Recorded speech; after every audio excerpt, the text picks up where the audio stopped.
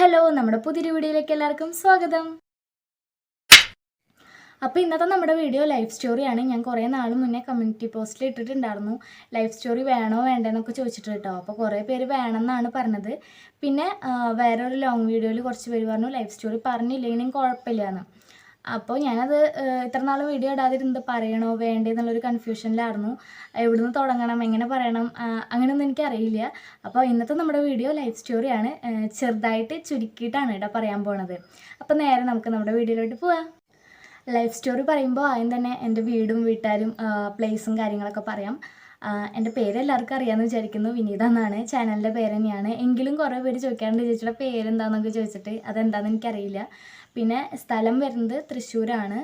കുറേ പേര് വീട് എവിടെയാണെന്ന് ചോദിക്കാറുണ്ട്. അപ്പോൾ അത് ലാസ്റ്റായിട്ട് പറയാം കേട്ടോ, തൃശ്ശൂരാണ്. തൃശ്ശൂർ വടക്കാഞ്ചേരി ഭാഗമുണ്ട്. അവിടെ നിന്ന് കുറച്ചും കൂടി ഉള്ളിലോട്ട് വന്നാൽ തിരുത്തിപ്പറമ്പ് പറഞ്ഞൊരു സ്ഥലമുണ്ട്. അപ്പോൾ അവിടെയാണ് കേട്ടോ വീട്. വീട്ടിൽ അച്ഛൻ, അമ്മ, അനിയത്തി, അച്ഛമ്മ, ഞാൻ, അങ്ങനെ ഞങ്ങൾ 5 പേര് അടങ്ങുന്ന ഒരു ഫാമിലി ആയിരുന്നു.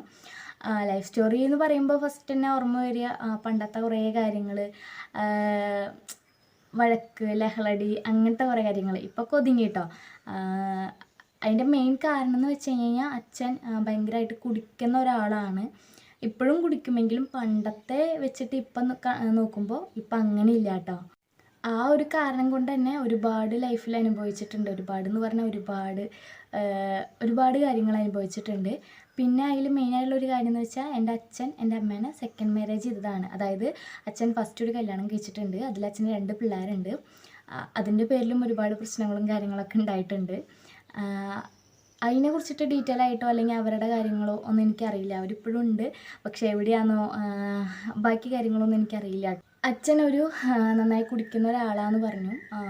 ഒരുപാട് ലഹരി വസ്തുക്കളും കാര്യങ്ങളൊക്കെ ഉപയോഗിച്ചിരുന്ന ഒരാളായിരുന്നു. അപ്പോൾ അതുകൊണ്ട് തന്നെ വീട്ടിൽ കുറേ പ്രശ്നങ്ങൾ ഉണ്ടാവാറുണ്ട്, വഴക്ക്, തല്ലൂട്ടമൊക്കെ ഉണ്ടാവാറുണ്ട്. പക്ഷെ എൻ്റെ ഓർമ്മയിലുള്ള ഇപ്പോഴും മറക്കാൻ പറ്റാത്ത കുറച്ച് തല്ലൂട്ടങ്ങൾ എന്ന് പറയുകയാണെങ്കിൽ, തല്ലൂട്ടല്ല, അമ്മ ആത്മഹത്യ ചെയ്യാൻ പോയ ഒരു സംഭവം, സൂയിസൈഡ് ചെയ്യാൻ പോയ ഒരു സംഭവം, അതിപ്പോഴും എനിക്കും അനിയത്തിക്കൊന്നും മറക്കാൻ പറ്റില്ല. എനിക്ക് എൻ്റെ പ്രശ്നങ്ങൾ ആരോടെങ്കിലും പറയുമ്പോൾ ഇപ്പോഴേക്ക് കരച്ചിൽ വരും. ഞാൻ കരയില്ല എന്ന് വിചാരിച്ചാലും എനിക്ക് ഈ ഒരു കാര്യങ്ങളൊക്കെ എടുത്ത് പറയുമ്പോൾ അപ്പോൾ കരച്ചിൽ വരും. അതാണ് ഞാൻ ലൈഫ് സ്റ്റോറി മെയിനായിട്ട് പറയാതിരിക്കണതിൻ്റെ കാരണം. എനിക്കറിയാം ഇതിലും ഒരുപാട് കാര്യങ്ങളൊക്കെ അനുഭവിച്ച് വരുന്നവരുണ്ടാവായിരിക്കാം. പക്ഷേ നമുക്ക് നമ്മുടെ പ്രോബ്ലംസ് തന്നെയാണല്ലോ വലുത്. അതുകൊണ്ടാണ് എനിക്ക് എൻ്റെ പ്രോബ്ലംസ് പറയുമ്പോൾ എനിക്ക് കരച്ചിൽ വരുന്നത്. ഓക്കെ, അപ്പോൾ സൂയിസൈഡ് ചെയ്യാൻ നോക്കിയതെന്ന് വെച്ച് കഴിഞ്ഞാൽ, അന്ന് എന്തോ ഒരു പ്രോബ്ലം ഉണ്ടായപ്പോൾ അച്ഛൻ പുറത്ത് പോയി. രാത്രിയാണ് കേട്ടോ, രാത്രി ഒരു 9:30-10 മണിയൊക്കെ ഉണ്ടാവും. അച്ഛൻ പുറത്തേക്ക് പോയി. അച്ഛമ്മ, ഞാൻ, അനിയത്തി, അമ്മ, അങ്ങനെ ഞങ്ങൾ മാത്രമേ ഉള്ളൂ. അച്ഛൻ പുറത്തേക്ക് പോയിക്കാണ്. അപ്പോൾ ഞങ്ങൾ ഈ വീട്ടിലല്ല കേട്ടോ, പണ്ടത്തെ വീട്ടിലാണ്. അപ്പോൾ അമ്മ എന്നെയും അനിയത്തേനെയും ഒരു റൂമിലാക്കി, ഞങ്ങൾ കിടക്കണ റൂമിലാക്കി. അതിന് ശേഷം അമ്മ ഡോറ് ക്ലോസ് ചെയ്തതിന് ശേഷം എനിക്ക് തോന്നുന്നു ഞാൻ 4ാം ക്ലാസ്സിലാണ്, അനിയത്തി 1ാം ക്ലാസ്സിലാണ്, ചെറിയ പ്രായമാണ്. അന്നേരം അമ്മ സാരി മുകളിൽ ഇങ്ങനെ ചുറ്റുന്നുണ്ട്. പണ്ടത്തെ ഓടുവീടാണ്, അപ്പോൾ കഴുക്കോലിൻ്റെ മുകളിലാണ് ഈ കയറല്ല സാരി ചുറ്റുന്നത്. അപ്പോൾ അനിയത്തി പറഞ്ഞു നമുക്ക് ഊഞ്ഞാൽ ഉണ്ടാക്കാൻ പോവുകയാണ് എന്ന് പറഞ്ഞു. അപ്പോൾ എനിക്ക് ഇത്തിരി ബോധമുണ്ടല്ലോ, 4ാം ക്ലാസ്സൊക്കെ എത്തിയല്ലോ. അപ്പോൾ ഞാൻ പറഞ്ഞു, എനിക്ക് ഏകദേശം കാര്യം പിടികിട്ടിയപ്പോൾ ഞാൻ നമ്മുടെ അടുത്ത് പറഞ്ഞു, അമ്മ എനിക്ക് പുറത്തേക്ക് പോകണം, എനിക്കിവിടെ നിൽക്കണ്ട പറഞ്ഞു. അപ്പോൾ അമ്മ പറഞ്ഞു ശരി, വാതിൽ തുറന്നേരം നീ പുറത്തേക്ക് വെക്കോ, പക്ഷെ നീ അകത്തേക്ക് കയറരുത് പറഞ്ഞു. അങ്ങനെ ഞാൻ പുറത്തേക്ക് പോയി. ഒരു 5 മിനിറ്റിനുള്ളിൽ അനിയത്തിയും പുറത്തേക്ക് വന്നു. 2 അകത്തേക്ക് കയറണ്ടെന്ന് അമ്മ പറഞ്ഞു. അങ്ങനെ അമ്മ ഡോറ് ക്ലോസ് ചെയ്തപ്പോൾ ഞാനും അനിയത്തി കരയാൻ തുടങ്ങി. എന്താ ചെയ്യേണ്ടത്, ആരോട് പറയാം? അച്ഛമ്മ, അന്നത്തെ കാലത്ത് അച്ഛമ്മ എന്ന് പറഞ്ഞാൽ ഇത്തിരി ക്രൂരത്തി, നമ്മുടെ ഈ ഇത്തിരി വില്ലത്തിയൊക്കെ ആയിരുന്നു. അപ്പോൾ അച്ഛമ്മയുടെ അടുത്ത് പറഞ്ഞ അച്ഛമ്മ എങ്ങനെ എടുക്കും ഒന്നും അറിയില്ല. ഞങ്ങൾ അച്ഛമ്മയുടെ അടുത്ത് ഓടിച്ചെന്ന് പറഞ്ഞു. അച്ഛമ്മ അങ്ങനെ തൂങ്ങിച്ചാവാൻ പോവാണ്, എന്താ ചെയ്യാന്ന് അറിയില്ല. പിന്നെ തൂങ്ങിച്ചാവില്ല നിൻ്റെ അമ്മ എന്നൊക്കെ പറഞ്ഞു. അപ്പോൾ ആരോടും പറയാൻ പറ്റില്ല. നമ്മൾ 4ാം ക്ലാസ്സിൽ പഠിക്കുന്ന ഒരു കുട്ടിയാണ്, അനിയത്തി 1ാം ക്ലാസ്സിൽ. കറക്റ്റ് സമയത്ത് അമ്മ ചാടലും അച്ഛന് സൈക്കിളുള്ളൂ, സൈക്കിളുമ്പോൾ വിരലും ഒരുമിച്ചായിരുന്നു. അച്ഛൻ്റെ അടുത്ത് ഓടിച്ചെന്ന് പറഞ്ഞു. അച്ഛൻ ആദ്യം വിശ്വസിച്ചില്ല. അതിന് ശേഷം ഓടുവീടായതുകൊണ്ട് ചെമ്മിരി ഇങ്ങനെ ക്ലോസ്ഡ് അല്ലല്ലോ, എല്ലാ ചെമ്മിനും ക്ലോസ് ആവില്ല. അപ്പോൾ ഇവിടെ നിന്ന് അച്ഛൻ എടുത്ത് ചാടി അമ്മേനെ എന്ത് ചെയ്തു, കയറൊക്കെ അയച്ച് ഒരൊറ്റ പടമെടുത്തു. ആ ദേഷ്യത്തിലാണോ എനിക്കറിയില്ല. അതുപോലത്തെ 2-3 ഇഷ്യൂ ഉണ്ടായിട്ടില്ല. സൂയിസൈഡ് ചെയ്യാൻ നോക്കിയ ഇഷ്യൂൻ്റെ അന്ന് തന്നെയാണോ വേറൊരു പ്രശ്നം കൂടി ഉണ്ടായിട്ടുണ്ട്. അമ്മ ഞങ്ങൾ 2ആളിനെ എടുത്തിട്ട് ഒരു ഓട്ടോയിൽ പോവാണ്. ഞാൻ പറഞ്ഞല്ലോ 10 മണി 11 മണി കഴിഞ്ഞിട്ടുണ്ട്. ഒരു ഓട്ടോയ്ക്ക് കൈ കാണിച്ച് ഒരു സാധനം എടുത്തിട്ടില്ല അമ്മ. അങ്ങനെ ഞങ്ങൾ ഓട്ടോയിൽ പോയി. അമ്മയുടെ വീട് ചേലക്കരയാണ്. അങ്ങനെ ഞങ്ങൾ ചേലക്കരയിൽ ചെന്ന് ഇറങ്ങി. ഓട്ടോക്കാരൻ കാശ് വെച്ചു, അമ്മ കാശൊന്നും എടുത്തിട്ടില്ല. പക്ഷെ അതെനിക്ക് ഇന്നത്തെ കാലത്ത് ആലോചിക്കുമ്പോൾ എനിക്ക് ഭയങ്കര ഇപ്പോഴും അത് ആലോചിക്കുമ്പോൾ എനിക്ക് ഭയങ്കര ടെൻഷനാണ്. അനിയത്തി ഇതൊക്കെ ആലോചിക്കുന്നുണ്ടോയെന്ന് എനിക്കറിയില്ല. പക്ഷേ ഇന്നത്തെ കാലത്ത് നമ്മൾ ഒറ്റയ്ക്ക് ഈ പാതിരാത്രിക്ക് ഒരു ചേണ്ടെടുത്ത്, അത് 3 പെൺപിള്ളേരും അല്ലെങ്കിൽ 2 ചെറിയ പിള്ളേരിനെയും അമ്മയും, എനിക്കത് ഇപ്പോഴും ചിന്തിക്കാൻ പറ്റാത്തൊരു സംഭവമാണ്. മനസ്സിൽ ഇപ്പോഴും നിൽക്കണ ഒരു സംഭവം ഈ ഒരു അമ്മയുടെ ആ ഒരു സംഭവം. ചേട്ടൻ കാശ് വെച്ചപ്പോൾ എൻ്റെ അമ്മയുടെ കയ്യിൽ കൊടുക്കാനായിട്ടില്ല. അവസാനം അമ്മേൻ്റെ കമ്മൽ ഊരി കൊടുക്കാമെന്ന് പറഞ്ഞു. എൻ്റെ കമ്മൽ സ്വർണ്ണ കമ്മലായിരുന്നു, അങ്ങനെ ബോൾ പോലത്തെ കമ്മലാണ് തോന്നുന്നു, എനിക്ക് ഓർമ്മയുണ്ട്. അപ്പോൾ പുള്ളിക്കാരൻ പറഞ്ഞു വേണ്ട ചേച്ചിയുടെ അവസ്ഥയ്ക്ക് മനസ്സിലായി, ഞാൻ വേണമെങ്കിൽ വീട്ടിലേക്ക് ആക്കി തരാൻ പറഞ്ഞു. അമ്മ പറഞ്ഞു വേണ്ട, വീഡിയോ കാണുന്നതാണ്, ഞാൻ പൊക്കോണ്ട് പറഞ്ഞു. അങ്ങനെ ആ ഒരു അവസ്ഥ, പണ്ടത്തെ ആ ഒരു അത് അവസ്ഥ അല്ല, ആ ഒരു അനുഭവം അത് മനസ്സിൽ നിന്ന് ഇതുവരെ എൻ്റെ മാഞ്ഞു പോയിട്ടില്ല. അച്ഛൻ്റെ മനസ്സിലുണ്ടോയെന്ന് എനിക്കറിയില്ല, അമ്മയ്ക്ക് ഓർമ്മയുണ്ടാവായിരിക്കാം. പിന്നെയും ചെറിയ ചെറിയ പ്രശ്നങ്ങൾ നടക്കുന്നുണ്ട് വീട്ടിലെന്നും. അച്ഛന് വാർപ്പിൻ്റെ പണിയാണ്. അപ്പോൾ വാർപ്പിൻ്റെ പണിയാകുമ്പോൾ എന്നും ഈ വാർപ്പ് കഴിഞ്ഞാൽ എന്നും കുടിക്കാൻ കൊടുക്കും. ഞാൻ എന്നായാലും നമുക്ക് വാർപ്പിൻ്റെ ദിവസം എന്ന് പറയുമ്പോൾ ഭയങ്കര ടെൻഷനാണ്. അച്ഛൻ എങ്ങനെ വരിക, ഏത് രീതിക്കാണ് വരിക എന്നുള്ള ആ ഒരു കാര്യമൊന്നും അറിയില്ല. അപ്പോൾ ആ ഒരു ഇതാണ് മനസ്സിൽ നിന്ന് പോവാത്തൊരു സംഭവം എന്ന് പറഞ്ഞു കഴിഞ്ഞാൽ, ആ ഒരു എന്താ പറയുക, അതിപ്പോഴും മനസ്സിൽ കിടക്കുന്ന ആ ഒരു സ്റ്റോറി. പിന്നെ മിക്ക എക്സാമിൻ്റെ അന്നും അച്ഛൻ ഭയങ്കരമായിട്ട് കുടിച്ച് അലമ്പുണ്ടാക്കി. പിന്നെ അച്ഛൻ ഇപ്പോഴത്തെ അച്ഛനല്ല, പണ്ടത്തെ അച്ഛൻ. അത് വെച്ചാൽ ഇപ്പോഴത്തെ അച്ഛൻ എന്ന് വെച്ചാൽ ഒരുപാട് മാറിയിട്ടുണ്ട്. ഒരുപാടെന്ന് വെച്ചാൽ ഇപ്പം നമ്മൾ ഭയങ്കര കമ്പനിയാണ്, എന്ത് വേണമെങ്കിൽ സംസാരിക്കാം, തല്ലൂടും, അങ്ങനെയൊക്കെ ഉണ്ട്. പക്ഷെ അന്ന് നമുക്ക് പറയാൻ ഭയങ്കര പേടി, ഭയങ്കരമായിട്ട് സ്വാർത്ഥതയായിട്ടുള്ളൊരു അച്ഛനായിരുന്നു. അച്ഛൻ ഈ വീഡിയോ കാണുന്നുണ്ടെങ്കിൽ അച്ഛനെ കുറ്റപ്പെടുത്തുന്നതല്ല, അച്ഛൻ ചെയ്ത കുറേ കാര്യങ്ങൾ തന്നെയാണ്.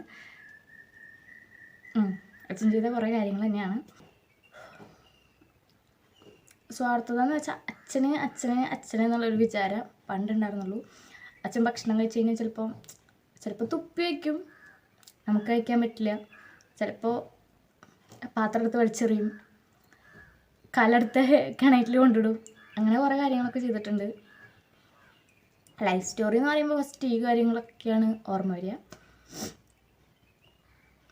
അങ്ങനെ കുറേ പ്രശ്നം. ഞങ്ങളിവിടെ എല്ലാം മുന്നേ താമസിച്ചിട്ടുണ്ടായിരുന്നത് ഇവിടെ നിന്നും കുറച്ചും കൂടിയും 1.5 കിലോമീറ്റർ മാറി പുതിർത്തി പറഞ്ഞൊരു സ്ഥലത്താണ്.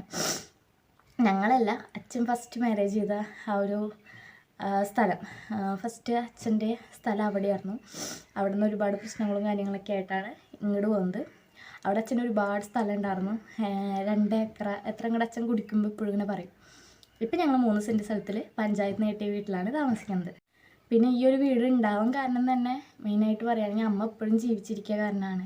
ഞങ്ങളുടെ കല്യാണം അല്ലെങ്കിൽ എൻ്റെ കല്യാണം ഈ ചെറിയ പ്രായത്തിൽ കഴിയാൻ തന്നെ കാരണം അച്ഛനാവാം. കാരണം പഠന ചെലവ്, ഞങ്ങളുടെ എല്ലാ ഫീസ്, ഞങ്ങളുടെ എല്ലാ കാര്യങ്ങളും അമ്മയെ നോക്കുക. അപ്പം അമ്മയ്ക്ക് പേടിയുണ്ടാവുമായിരിക്കാം, എങ്ങനെ 2 പെൺമക്കളെ കല്യാണം കഴിച്ചു കൊടുക്കും. അപ്പോൾ അതുകൊണ്ട് ഓരോരുത്തന്നെ കരകയറ്റാൻ അമ്മ നോക്കിയ കാരണമാവാം ഈ ചെറുപ്രായത്തിൽ കല്യാണം കഴിഞ്ഞത്.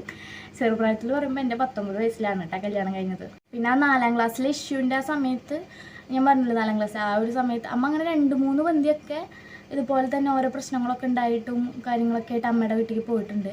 പിന്നെ അമ്മ പോക്ക് നിന്നു, കാരണം ഇനി ഇങ്ങനെ ഓടിപ്പോയിട്ട് കാര്യമില്ല, സ്ട്രോങ് ആയി നിന്നിട്ട് തന്നെ കാര്യമുള്ളൂ എന്ന് പറഞ്ഞിട്ട് അമ്മ അങ്ങനെ പിന്നെ പോയിട്ടില്ല. ഞാൻ 4ാം ക്ലാസ്സിൽ പഠിക്കുമ്പോൾ തൊട്ടിട്ട് അമ്മ ജോലിക്ക് പോകാൻ തുടങ്ങി തോന്നുന്നു, എനിക്ക് കറക്റ്റായിട്ട് ഓർമ്മയില്ല. അടയ്ക്ക പൊളിക്കാനും അങ്ങനെ പല ജോലിക്കും പോയി തുടങ്ങിയത് ആ ഒരു ടൈം ആകുമ്പോഴായിരിക്കാം. എന്നെ ഓർഫനേജിൽ നിർത്താൻ വരെ അമ്മ നോക്കിയിട്ടുണ്ട് ഓരോ പ്രശ്നങ്ങൾ കാരണം. പക്ഷേ ഓർഫനേജിലൊന്നും നിർത്തിയിട്ടില്ല എന്നാണ് എൻ്റെ ഒരു ഓർമ്മ. 10th കഴിഞ്ഞു. 10th എക്സാമിൻ്റെ തലേന്ന് അല്ലെങ്കിൽ അതിൻ്റെ കുറേ നാൾ മുന്നൊക്കെ എക്സാമിൻ്റെ ടൈം ആകുമ്പോൾ എന്തായാലും വീട്ടിലൊരു ലഹളടി ഉറപ്പാണ്. ഞങ്ങൾക്ക് കിടക്കാൻ പോലും പറ്റില്ല. ചിലപ്പോൾ ഞങ്ങളെ ഉമ്മർത്ത് ആവും, അച്ഛൻ ഹാളിലും ഞങ്ങൾ ഉമ്മർത്താവും. പണ്ടത്തെ വീടാണ്, ഗ്രില്ലിട്ട സ്ഥലം ഇത്രേ ഉള്ളൂ. ഞങ്ങളവിടെയൊക്കെ ചുരുണ്ട് കൂടി കിടന്നുണ്ട്. ഒരു സൈക്കിൾ ഉണ്ടാവും, പിന്നെ ബാക്കി കിടക്കാൻ ഗ്യാപ്പ് ഉണ്ടാവില്ല. അങ്ങനെയൊക്കെ ഒരുപാട് അനുഭവിച്ചിട്ടുണ്ട്. അങ്ങനെ പ്ലസ് ടു എത്തിയപ്പോൾ എനിക്കങ്ങനെ ഫ്രണ്ട്സൊന്നും ഇല്ല കേട്ടോ. അങ്ങനെ കയ്യിലുണ്ടാവുന്ന ഫ്രണ്ട്സ്, അങ്ങനെ നല്ല ഫ്രണ്ട്സ് അങ്ങനെ അധികം ഫ്രണ്ട്സൊന്നുമില്ല. അങ്ങനെ +1 എത്തിയപ്പോൾ എനിക്ക് നല്ലൊരു ഫ്രണ്ടിനെ കിട്ടി. അങ്ങനെ ഞാനും പുള്ളിക്കാരും ഭയങ്കരമായിട്ട് കണക്റ്റ് ആവണ പോലെ, പുള്ളിക്കാരുടെ ലൈഫ് സ്റ്റോറിയും എൻ്റെ ലൈഫ് സ്റ്റോറിയും ഭയങ്കരമായിട്ട് കണക്റ്റ് ആവണ പോലെ തോന്നി. പുള്ളിക്കാരുടെ അച്ഛനും ഇതുപോലെ നന്നായിട്ട് കുടിക്കുമായിരുന്നു. അങ്ങനെ +2 എനിക്ക് പുള്ളിക്കാരുടെ അച്ഛൻ്റെ കുടി നിർത്തി പറഞ്ഞു എൻ്റെ അടുത്ത്. അപ്പോൾ ഞാൻ ചോദിച്ചു അതെങ്ങനെയാണ് കുടി നിർത്തി ചോദിച്ചു. നമ്മളന്ന് +2 എത്തിയിട്ടുള്ളൂ. അപ്പോൾ പുള്ളിക്കാരി പറഞ്ഞു ഇങ്ങനെ ഒരു എന്താ പറയുക കുടി നിർത്താൻ വേണ്ടി ഒരു പൊടി കൊടുക്കും. ആ പൊടി കൊടുത്തപ്പോൾ പുള്ളിക്കാരിയുടെ അച്ഛൻ്റെ കുടി മാറ്റി പറഞ്ഞു. അപ്പോൾ എനിക്കത് ഭയങ്കര ആകാംക്ഷയായി. ഈശ്വര ആ പൊടി എനിക്ക് കിട്ടിയെങ്കിൽ എന്ന് പറഞ്ഞു. ഞാൻ പറഞ്ഞു അവളുടെ അടുത്ത് ഒരുപാട് പറഞ്ഞു എടി എനിക്കത് കൊണ്ടുവരുമോ, ഞാൻ വേണമെങ്കിൽ എന്താ ചെയ്യാന്ന് പറഞ്ഞു. അപ്പോൾ അവൾ പറഞ്ഞു അമ്മ സമ്മതിക്കില്ല, അങ്ങനെ ഇത്ര പാക്കറ്റൊക്കെ ഇട്ട് പറഞ്ഞു, അതിന് വേണമെങ്കിൽ നിനക്ക് ഒരെണ്ണം കൊടുന്നു തരാമെന്ന് പറഞ്ഞു. അങ്ങനെ കാത്തിരുന്ന് അവളുടെ ബോക്സിലാക്കിയിട്ട് നമ്മുടെ ഇൻസ്ട്രുമെൻറ്റ് ബോക്സ് ഉണ്ടല്ലോ അതിൽ ആ ഒരു പൊടി കൊണ്ടുവന്നു. ടീച്ചർ കണ്ടാൽ മേ ബി അത് വല്ല ബ്രൗൺ ഷുഗറാന്ന് വിചാരിക്കുക. അതുപോലെ വൈറ്റ് കളർ ഒരു കുഞ്ഞൊരു പാക്കറ്റായിരുന്നു അത്. ക്ലാസ്സിൽ ആരും അറിയാതെ അവളെ എനിക്ക് കൈമാറി. അങ്ങനെ ഞാൻ അത് വീട്ടിൽ കൊണ്ടുവന്നു. അമ്മയുടെ അടുത്ത് ഈ ഒരു കാര്യം സംസാരിച്ചു. അമ്മ അവളിങ്ങനെ ഒരു പൊടി തന്നു. അമ്മ ആദ്യം പറഞ്ഞു വാങ്ങിക്കൊണ്ടുപോയോ നമുക്ക് നോക്കി നോക്കാൻ പറഞ്ഞു. പക്ഷെ പൊടി കൊടുന്നപ്പോൾ അമ്മയുടെ സ്വഭാവം മാറി. അമ്മയ്ക്ക് ടെൻഷൻ, ഈ പൊടി കൊടുത്ത അച്ഛന് എന്തെങ്കിലും സംഭവിക്കുമോ. പരസ്പരം രണ്ടാൾക്ക് ഇഷ്ടമുണ്ട്, പക്ഷേ ഈ കുടിയാണ് ലൈഫ് തളിച്ചുകൊണ്ടിരിക്കുന്നത്. അപ്പോൾ ഞാൻ പറഞ്ഞു സാറില്ല ഞാൻ കൊടുക്കാം എന്നുള്ളതിൽ തന്നെ എനിക്ക് കൊടുക്കണം, കാരണം ഈ പ്രശ്നങ്ങൾ കാരണം നമുക്ക് മനസ്സിനാകെ ഒരു ഇതാണ്. അപ്പോൾ ഞാൻ പറഞ്ഞു ഞാൻ കൊടുക്കാമെന്ന് പറഞ്ഞിട്ട് അച്ഛൻ അന്ന് ഭയങ്കരമായിട്ട് ഓവറായിട്ട് കുടിച്ചിരിക്കുന്ന സമയത്ത്, അന്ന് ഇപ്പോഴും എനിക്ക് നല്ല ഓർമ്മയുണ്ട്, ഉണക്കപ്പയർ കറിയായിരുന്നു. അച്ഛന് ടച്ചിങ്സ് ആയിട്ട് കൊണ്ടു കൊടുക്കണേൽ ഞാൻ ആ പൊടി ഫുള്ളായിട്ട് പൊട്ടിച്ചിട്ടപ്പോൾ അമ്മ പറഞ്ഞു അയ്യോ എനിക്ക് ടെൻഷനാവണു എന്നൊക്കെ പറഞ്ഞു. അവസാനം പൊട്ടിച്ചിട്ട് അന്നൊന്നും ഉണ്ടായില്ല. ഞങ്ങളിങ്ങനെ നോക്കിയിരിക്കുക അടുക്കളയിൽ ഇരുന്നിട്ട് എന്താ ഉണ്ടാവും. ഞങ്ങളുടെ വിചാരം അത് പൊടി തിന്നാൽ അപ്പം തന്നെ കുടിയൊക്കെ നിർത്തുന്നതാണ്. അങ്ങനെ ടെൻഷനായി കുറേ കഴിഞ്ഞിട്ട് പിറ്റേന്ന് മോർണിംഗ് ഭയങ്കര ഛർദിയായിരുന്നു അച്ഛന്. ഭയങ്കര ഛർദി പറഞ്ഞാൽ ഭയങ്കര ഛർദിയായിരുന്നു. പിന്നെ ഒരു എന്താ പറയുക ഒരു പുതിയൊരു ഇതുപോലെ അച്ഛൻ പറഞ്ഞു എനിക്ക് കുടിക്കാൻ പറ്റുന്നില്ല, എനിക്ക് ഭയങ്കര ഛർദിയാണ്, ഞാനിത് നിർത്താൻ പോവാണ് പറഞ്ഞു. അങ്ങനെ മെല്ലെ കുറഞ്ഞു വന്നു തുടങ്ങി. പിന്നെ മാസത്തിലൊരിക്കൽ കുടിച്ചായി അങ്ങനെയായിരുന്നു. പിന്നെ പ്രശ്നങ്ങളൊക്കെ ഒരുപാട് ഒതുങ്ങി. പിന്നെ എന്താ പറയുക നമുക്ക് എന്ത് കിട്ടിയാലും കൊണ്ടുവരുന്ന അച്ഛൻ അങ്ങനെയൊക്കെയായിരുന്നു. ഇപ്പം അങ്ങനെയാണ് കേട്ടോ. പണ്ടങ്ങനെ കൊടുക്കുന്നുണ്ടോ ചോദിച്ചറിയില്ല.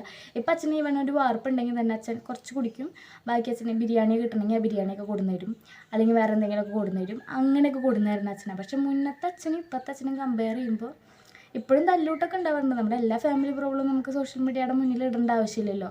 തല്ലൂട്ടൊക്കെ ഉണ്ടാവാറുണ്ട്, എങ്കിലും ഒരുപാട് മാറി. മാറ്റത്തിന് കാരണം എൻ്റെ അമ്മ തന്നെയാണ് പറയും. കാരണം അമ്മ അത്രയും സ്ട്രോങ് ആയി നിന്ന കാരണമാണ്. അല്ല എന്നുണ്ടെങ്കിൽ അമ്മ അന്ന് സൂയിസൈഡ് ചെയ്യാന്നുണ്ടെങ്കിൽ ഇപ്പോൾ ഈ ഒരു വീട് ഞങ്ങൾ ഒന്നും ഉണ്ടാവില്ലായിരിക്കാം. അമ്മ അത്രയും സ്ട്രോങ് ആയി നിന്ന കാരണമാണ് ഇന്ന് ഇത്തിരിയെങ്കിലും ഒരു ജീവിച്ച് പോണത് എന്ന് പറയാം. കാരണം ഞങ്ങൾ പണ്ടത്തെ വീട്ടിലായിരുന്നു. അവിടുന്ന് പഞ്ചായത്തിൽ നിന്ന് വീട് കിട്ടി. പഞ്ചായത്തിൽ നിന്ന് വീട് കിട്ടില്ല, പഞ്ചായത്തിൽ നിന്ന് പൈസ കിട്ടിയിട്ട് വീടൊക്കെ പണിത് അമ്മ തന്നെയാണ് കേട്ടോ എല്ലാത്തിനും മുന്നിൽ നിന്നത്. കാരണം ചെറുപ്പം മുതലേ അമ്മ തന്നെയാണ് എല്ലാത്തിനും. ഇപ്പോൾ ഒരു സ്കൂൾ ഫീസ് ആയിക്കോട്ടെ, അച്ഛനൊന്നും ഫീസൊന്നും തരില്ല. പുസ്തകം വാങ്ങുക, ബാഗ് വാങ്ങുക, കുട വാങ്ങുക, അമ്മ അതില്ല ഒക്കെ അമ്മ തന്നെയാണ് എല്ലാം ചെയ്യുക. അച്ഛന് കൂലി കൂടുതലുണ്ടാവുമായിരിക്കാം, പക്ഷെ അമ്മയ്ക്ക് 300 ആണെങ്കിലും കൂടി ഞങ്ങളുടെ രണ്ടാളുടെ എല്ലാ കാര്യങ്ങളും അമ്മ തന്നെയാണ് നോക്കിയേക്കുന്നത്. അപ്പോൾ എന്താ പറയുക റോൾ മോഡലൊക്കെ ചോദിക്കുമ്പോൾ അമ്മയാണ് പറയുക. ഞാൻ അമ്മേനാണ് പറയുക. അതുപോലെ തന്നെ Q&Aയിൽ കഴിഞ്ഞ ഏതൊരു Q&Aയിൽ ഞാൻ പറഞ്ഞു എനിക്ക് ഏറ്റവും കൂടുതൽ ഇഷ്ടം അമ്മേനെ പറഞ്ഞു. വീഡിയോയിൽ നിങ്ങൾ കാണുന്നത് അച്ഛനെ ആവായിരിക്കാം. നിങ്ങൾ വീഡിയോയിൽ താഴേക്ക് അച്ഛൻ്റെ ഫാൻസ് പറഞ്ഞ് കമൻറ്റ് ഇടുമ്പോൾ, പക്ഷെ അമ്മയുടെ കാര്യങ്ങളൊന്നും അറിയില്ലല്ലോ. അമ്മ വീഡിയോയുടെ പിന്നിലാണെങ്കിലും അമ്മ ഉള്ളതുകൊണ്ടാണ് നമ്മളൊക്കെ ഇപ്പോഴും ഇങ്ങനെ പോണത്. ഇതുകൊണ്ടാണ് ഞാൻ ലൈഫ് സ്റ്റോറി പറയാത്തത്. എനിക്ക് അപ്പോൾ കരച്ചിൽ വരുന്നേ. സംഭവം ഒന്നും ഉണ്ടാവില്ലായിരിക്കാം കേൾക്കണവർക്ക്, പക്ഷേ കഴിഞ്ഞു പോയ ഓരോ കാര്യങ്ങളിങ്ങനെ മനസ്സിലിങ്ങനെ വരുമ്പോൾ നമുക്ക് കരച്ചിൽ വരും. അങ്ങനെ +2 ഒക്കെ കഴിഞ്ഞ് ഡിഗ്രിക്ക് എനിക്ക് പെട്ടെന്ന് തന്നെ സീറ്റ് കിട്ടി. ഞാൻ എൻ്റെ +2 പഠിച്ച ഫ്രണ്ടും ഉണ്ടായിരുന്നു. അതുകൊണ്ട് തന്നെ എനിക്ക് ഭയങ്കര സന്തോഷമായിരുന്നു പോകാനായിട്ട്. അവളും ഉണ്ടല്ലോ കൂടെ. 18 വയസ്സുള്ളപ്പോൾ എൻ്റെ എൻഗേജ്മെൻറ്റ് കഴിഞ്ഞു. ഒരു കൊല്ലത്തേക്ക് ഉറപ്പിച്ചിട്ടു. 19ാമത്തെ വയസ്സിൽ എൻ്റെ കല്യാണം കഴിഞ്ഞു. അപ്പോൾ കല്യാണം വരെയുള്ള ലൈഫ് സ്റ്റോറി ഇതാണ്. ലൈഫിൽ എന്തെങ്കിലും അച്ചീവ് ചെയ്തിട്ടുണ്ടോ ചോദിച്ചാൽ ഞാൻ പ്രത്യേകിച്ചൊന്നും നേടിയിട്ടില്ല. ഒരു ജോലിയോ വരുമാനമോ ഒന്നും നേടിയിട്ടില്ല.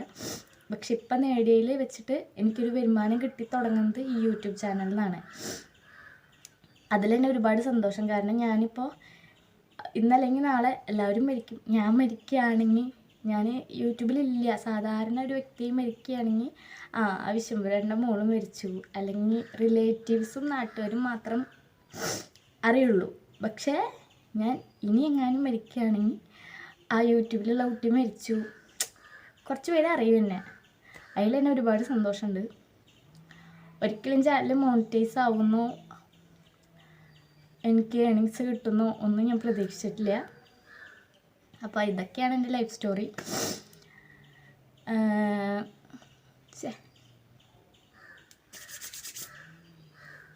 ഞാൻ എന്തിനൊക്കെ അറിയാം. ഞാൻ ഈ ഒരു വീഡിയോ 2-3 തവണ എടുക്കാൻ വേണ്ടിയിട്ട് എപ്പോഴും ഇങ്ങനെ വരും കരയും പോവും, വരും കരയും പോവും. അങ്ങനെയായി ഞാൻ ഗാലറിയിൽ നിന്ന് ഫുള്ള് ഡിലീറ്റ് ആക്കി. ലൈഫ് സ്റ്റോറി പറയണോ, കമ്മ്യൂണിറ്റി പോസ്റ്റ് ഇട്ടും പോയി, ഇനിയിപ്പോൾ പറയണോ. അപ്പോൾ ഇന്ന് കരയില്ല എന്ന് വെച്ച് വന്നിരുന്നതാണ്. ഇത്തിരി കരഞ്ഞു, കുഴപ്പമില്ല. അപ്പോൾ ഇതാണ് എൻ്റെ ലൈഫ് സ്റ്റോറി. അതങ്ങനെ പറഞ്ഞപ്പോൾ ഒരു സമാധാനം കിട്ടിയ പോലെ. ഞാൻ അതെങ്ങനെ പറയും, നിങ്ങളെങ്ങനെ എടുക്കും എന്നൊക്കെ മനസ്സിലിങ്ങനെ ടെൻഷൻ ഉണ്ടായിരുന്നു. ഈ ഒരു വീഡിയോ കാണുന്ന ഒരുപാട് പേർക്ക് ഒരുപാട് പ്രശ്നങ്ങളുണ്ടാവും. പക്ഷെ ആ പ്രശ്നങ്ങളൊക്കെ മറികടന്ന് നമ്മൾ തന്നെ പോകണം. കുറച്ച് കടം വന്ന് സൂയിസൈഡ് ചെയ്യാൻ പോയി. ഞങ്ങളും അങ്ങനെയൊക്കെ തന്നെയായിരുന്നു. പക്ഷേ കടങ്ങളുണ്ട് കേട്ടോ, കടങ്ങൾ ഇപ്പോഴും ഉണ്ട്, ഫാമിലി പ്രോബ്ലംസും ഉണ്ട്. പക്ഷേ അതൊക്കെ നമ്മൾ ഓവർകം ചെയ്ത് മറികടന്ന് അതായത് നമ്മുടെ ഫ്രണ്ടിലുള്ള നമുക്ക് ലൈഫ് മുന്നോട്ട് പോകണമെങ്കിൽ വലിയൊരു പടി കടക്കാം. പക്ഷെ ആ പടി കടക്കാൻ കാണിക്കുന്ന ഒരു മനസ്സുണ്ടല്ലോ, കടക്കാതെ പിന്നോട്ട് പോവാം, കടന്നിട്ട് മുന്നോട്ട് പോവാം. പക്ഷെ കടന്നിട്ട് മുന്നോട്ട് പോകണവർ ചുരുക്കമായിരിക്കാം. അപ്പോൾ കുറച്ച് പേർക്കെങ്കിലൊക്കെ മനസ്സിലായെന്ന് വിചാരിക്കുന്നു. എനിക്കങ്ങനെ നന്നായിട്ട് ഇങ്ങനെ പറയാനൊന്നും അറിയില്ല. അപ്പോൾ ഇത്രേ ഉള്ളൂ. നമ്മുടെ ഈ ഒരു വീഡിയോ ഇഷ്ടമായി ലൈക്ക് ചെയ്യുക, നമ്മുടെ ചാനൽ കണ്ടിട്ട് ഇഷ്ടമാണെങ്കിൽ സബ്സ്ക്രൈബ് ചെയ്യുക. അപ്പോൾ ഇത്രേ ഉള്ളൂ. ടാറ്റാ.